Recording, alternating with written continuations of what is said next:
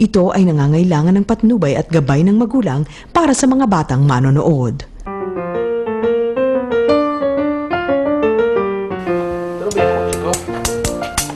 Hoy, boss! Boss!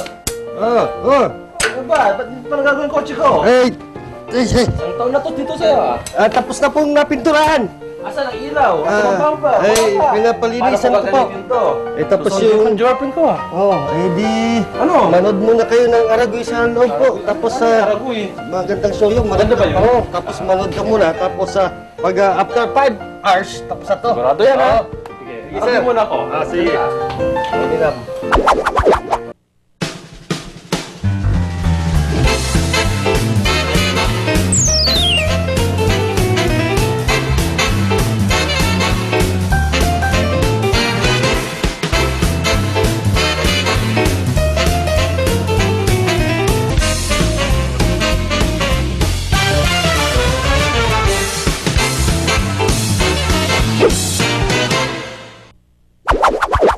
Mga kapuso, abangan ang malulupit at exciting na videos ng kapalpakan, kahihiyan, kaungasan, di mabilang na kalokohan at marami pang iba.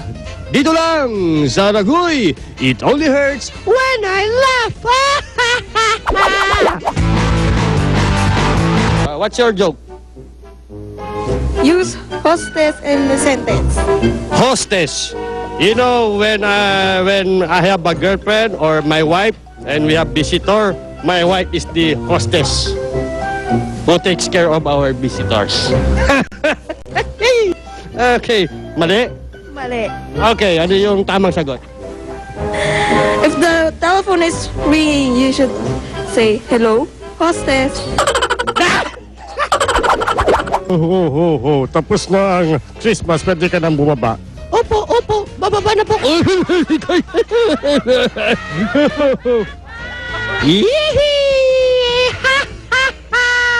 Ang sarap-sarap naman dito! 3 points!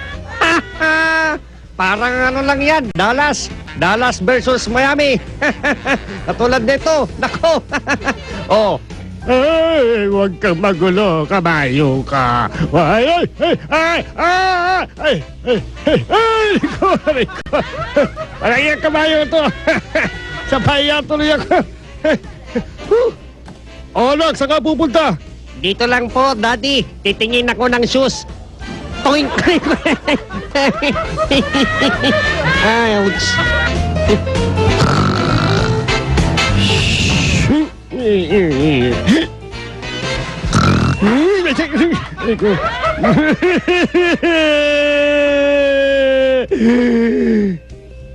Mami, ikot mo ko. Yehey! Ikot! Ano ka na rin ko? Bakit mo ko tinira? Swing, aso. Mami, help me. Pakakainin kita ng dinikdik na carrots at hulaan mo kung ano yan.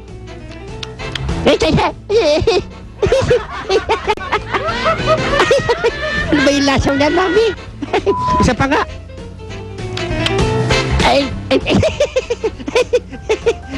Ang mga bata, kapag bumida, hindi ka talaga mapapahiya. Dahil sa kakulitan at kapilyuhan nila, wala ka nang magagawa kung hindi tumawa.